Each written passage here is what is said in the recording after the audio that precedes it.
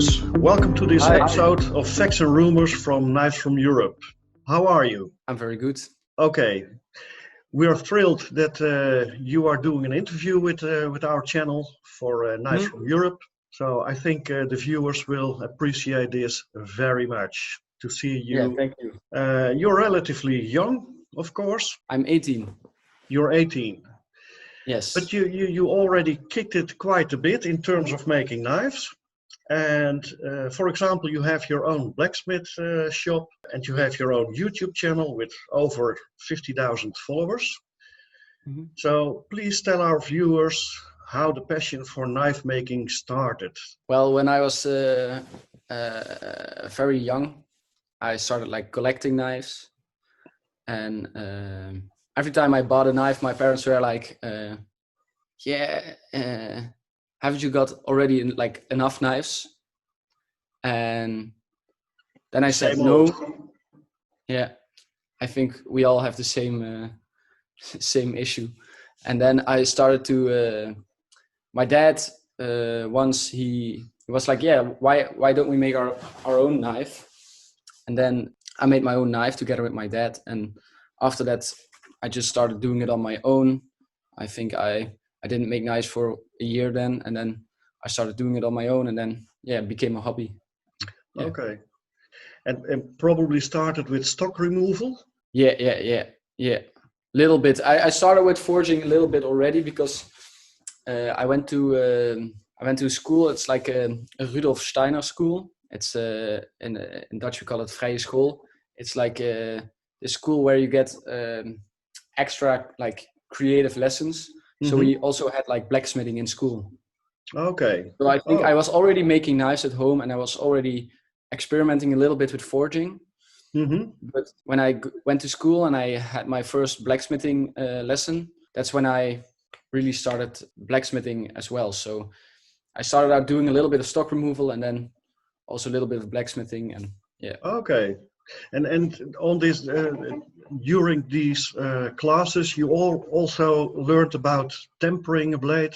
No. It was like very basic lessons in forging. So it was just my first, I think, my first proper contact with forging metal and forging steel. It wasn't about knives at all. It was just how to shape steel and Yeah. To move metal. Yeah. Yeah. Okay. And where did you get your knowledge about specifically knives and tempering? Yeah, I just went searching on YouTube and watched a whole lot of YouTube videos and started experimenting on my own. Yeah. And I just made a whole lot of mistakes, and that's the way I learned. Yeah. That's the proper way to learn it. Making mistakes. Yeah.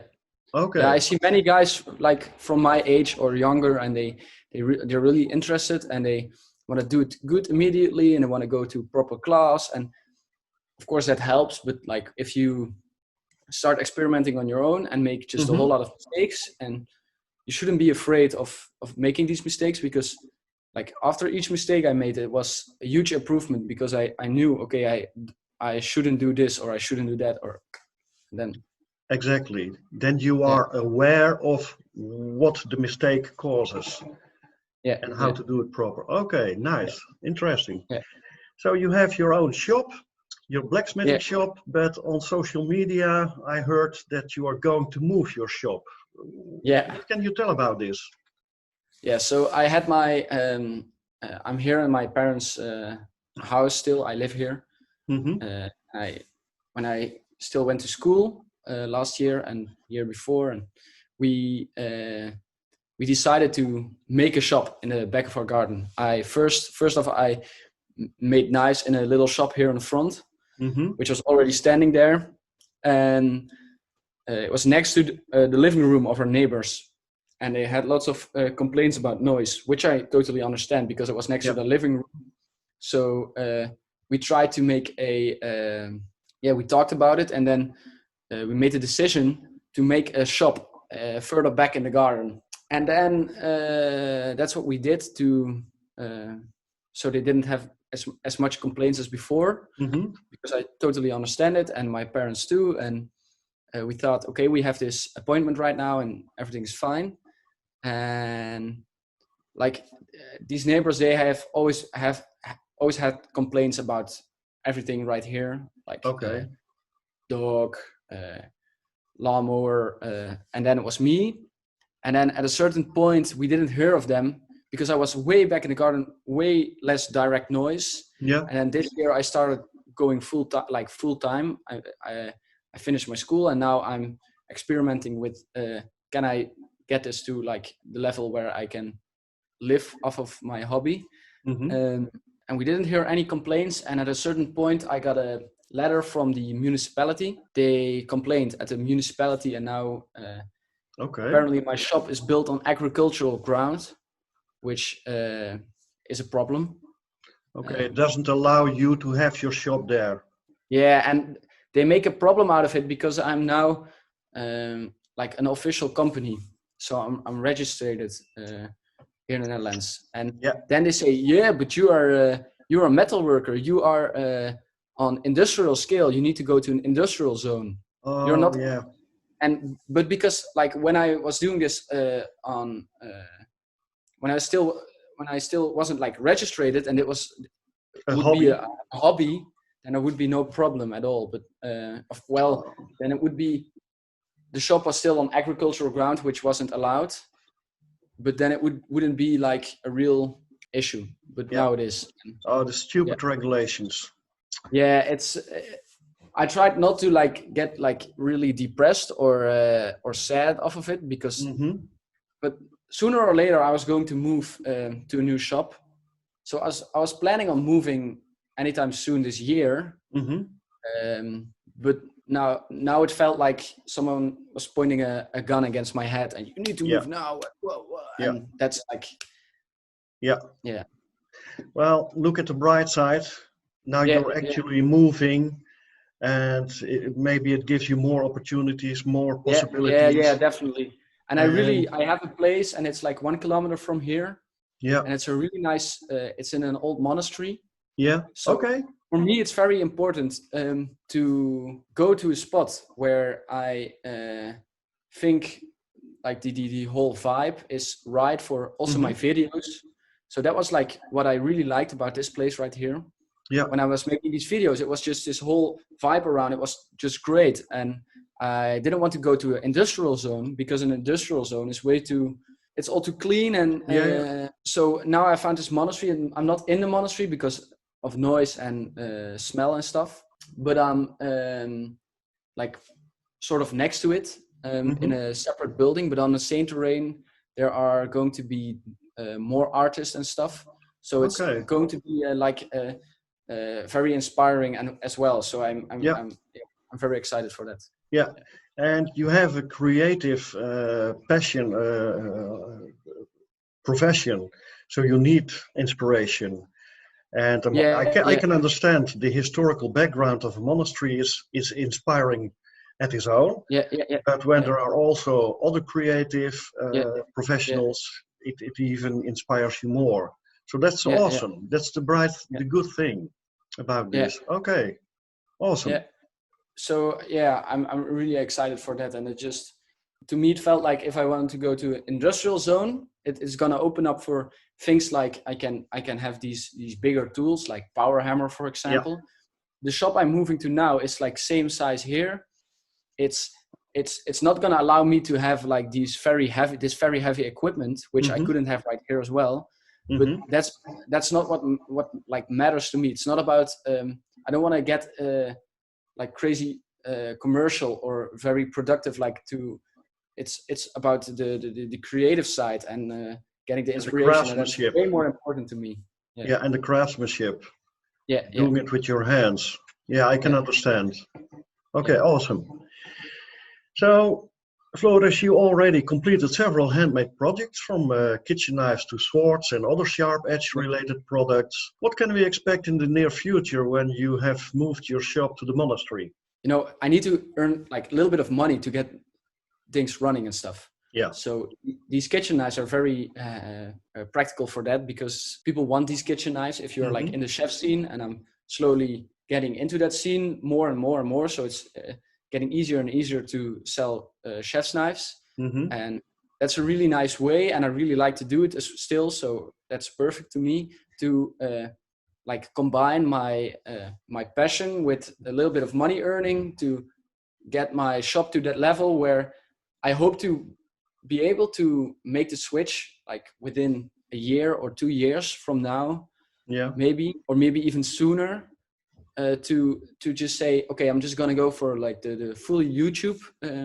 I'm gonna make only videos and like special videos about the projects I really like to make, and Mm-hmm. yeah, that's gonna allow me to do the things I really like personally, and not work on the projects, because like it can be quite difficult sometimes when you have customers, especially in the chef scene. They're like it's all about really high performance, Mm-hmm. which I totally understand, and that's like a main thing I'm striving for, like performance as well, of course. But to me, it's also what I think is way more interesting is like the whole aesthetic thing, and just the creating and the shapes, and that's what I personally really like. So it's with chef's knives, it's quite hard to find a nice balance Yeah. with Yeah. that. Yeah. For you, form over functionality because you are a creative Yeah, person, but yeah, chefs are demanding because they need performing knives. yeah, Yeah, I can yeah. Which understand. is yeah, and that's like then you need to search for the right customer. I think I shouldn't like change my product to my customers' needs. No, I should search for the customers which like who like what I'm up to and what I'm making. Yeah. So there are definitely people in the chef scene who really like an aesthetic knife, and that's more because they know, okay, it's so beautiful. I'm not going to use it every day. I'm going to use it when there's going to be a camera pointed on me Yeah. or something. Yeah. And those kind of things is what I think is really interesting. Of course, still like performance is something I'm always striving for, and it's Mm-hmm. I would never ship out a knife which is has a bad quality Mm-hmm. performance wise, but yeah, I really like to be Yeah, I can yeah understand. So there is a special market, of course, and it's pretty big for art knives. yeah So that's more the realm yeah you're moving into. yeah Um, there are a lot of American knife makers who are in this realm of art knife making, but also a lot of European, like Bulgarian, Russian knife makers who are making very beautiful, and Scandinavian makers art yeah knives. And there is quite some demand for art knives. yeah So okay, I yeah can understand. Yeah. yeah. So that's like that would be ideal to find to be in that spot at some point. But it's like what is really interesting about the whole YouTube thing to me is when you're making YouTube videos and you can make a living out of that, you're getting paid for the Yeah. showing the process, Yeah. and you're not getting paid for making an end product. Yeah. So you can do whatever you want if that's like interesting to your viewers, of Yeah. course, and you can yeah, that would be the Exactly. ideal situation. Yeah. So YouTube can provide you an income, so you Yeah, are able to perform your art. I think that's worthwhile trying to yeah, because I this think it's goal. like without these the social media and your YouTube and your Mm-hmm. Instagram, it's really hard these days to say, okay, I'm gonna make a living out of knives, because every I go to these knife shows every year in Tiel in the Netherlands and Jean Bleu, and I talk to many makers, and there are like a few I know they are like making a living out of it, and I ask them and they say, yeah, everybody's doing it wrong. They're and they all have their own opinion, Yeah. but it's what I see is that you have to like somewhat combine it with these social media these days, because otherwise you're not going to put yourself on the map, and if you're not going to put yourself on the map, nobody else is going to do it. So That's right. As Bill Gates already told 20 years ago, content is king. yeah, Without content in the creative business, a creative yeah, profession, yeah, you don't make a chance. So yeah, yes, yes, okay. yeah, So the content on your YouTube channel is very popular and therefore has a large number of views. How did you get the idea to start the YouTube channel, and how was, did it become such a success? just like making knives, I had always had a fascination for cinematography and filming things, and Mm-hmm. that's something I've been doing for like years and years, even longer than making knives. And then at a certain point for school, I had to make a project, and it had to be like a vlog or something. Okay. So a video project. And then I made this project, and I showed that in class, and I put it on YouTube because that's an easy way to get access to it in any place. And then one of my class members said to me, "Whoa, it has already 300 views. That's quite a lot." And then I thought about it, and I think, yeah, I have no name, and it already has 300 views. That's a little bit. So then I started trying, and it really crazy, but it seemed like when I started, it was really right. It's really hard. YouTube has these algorithms, Mm-hmm. and they change it, and sometimes your videos go really slow in the beginning, and sometimes they go really fast. And I remember that video I posted for the school subject at some point reached a few thousand views suddenly, and I was like, what's happening? Yeah. And my first 3 videos, one of those first 3 videos got already like within 5 days 30K views or something. Okay. And I thought this is so people like it, and then that's when I decided, okay, I'm gonna start making more and more videos. Yeah. Yeah. And did you research how to work with the algorithm instead of fighting against the algorithm? Yeah, of course. So I try to you can use tags, and you can use all these kind of things, and your thumbnail has to be catchy, and your title, and just the overall quality. I'm still using the same camera I'm using when I started out. Yeah. I'm now looking to maybe start upgrading it, but it's when you have like a little bit decent quality, but you can already get with your phone nowadays, Mm-hmm. because the quality on your phone is so good, and it's about the story you're telling most of the time. It's not about the video. Yeah, of course it does play a role, but I heard this more often, that it's about the story and not about the equipment you have. Yeah. So yes, you can have the best and most expensive equipment.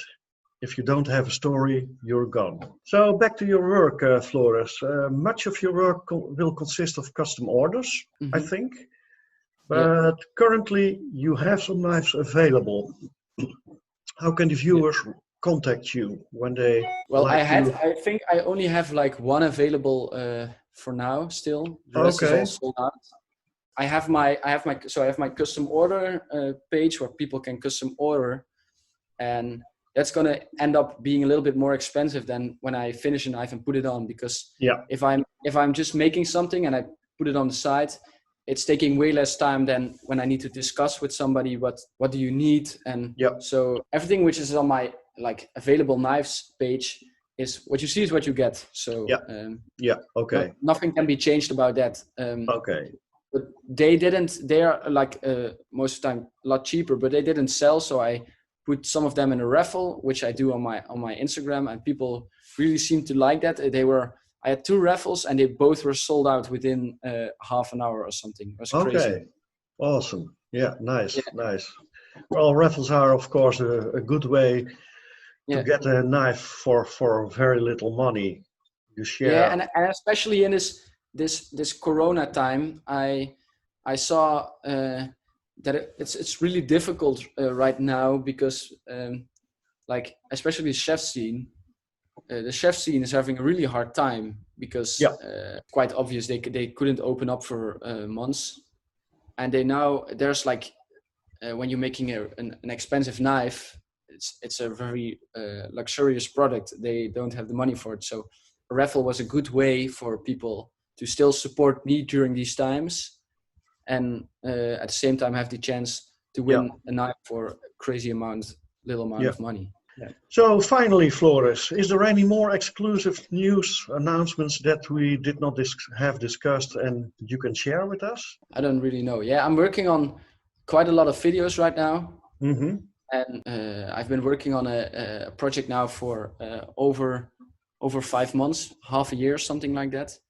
Recording and really, I'm trying to put the focus more to these really videos, not these fast videos where I explain something. It's just about a whole creative process and Okay. trying to include some music from like friends I know, or my brother in this case. Mm-hmm. He plays guitar, and then I recorded everything, and then we're making the music to suit the video, and then we're making this whole one piece out of it. It's yeah. More like a film. It's gonna be released. Yeah, more like a film, and that's what I really enjoy. It's more like not a, because to me it's my whole hobby and my whole passion is not about just making simple knives. It's I'm trying to push it more to the art knives. So it's more you're really thinking about shapes, and you're really thinking about the whole process. And I feel like when I'm making something, so that's what I really think is interesting about the videos, is I'm making a knife, and I'm really into this process. And then when I'm done after 5 months, I have this end product. Mm-hmm. And then I can look at it and I think, okay, and sometimes I'm happy, sometimes I'm not happy, but it's then the whole feeling is over at that point. So it's just in the process of making it, and that's what I'm trying to capture with these videos. And Okay, so you're more not only a craftsman, an artist, but also content creator. I hope it works out. Yeah. Are you going to publish this movie on Knives from Europe? This movie I'm making right now. Yeah, I can. Yeah, it's gonna be on my YouTube for sure. So, but I'm still like in the process of really fine tuning, and so, but I will keep you guys updated. Yes. Okay. Awesome. Okay, Floris, thank you very much. I think our viewers enjoyed this interview. Yeah. We hope to see a lot more of you in the near future, and hear about you. Yeah. Keep us posted with updates, with scoops, and so. Thank you very much for being in Facts and Rumours from Knives from Europe. Thank you very much. Yeah. Thanks for having me. Yeah.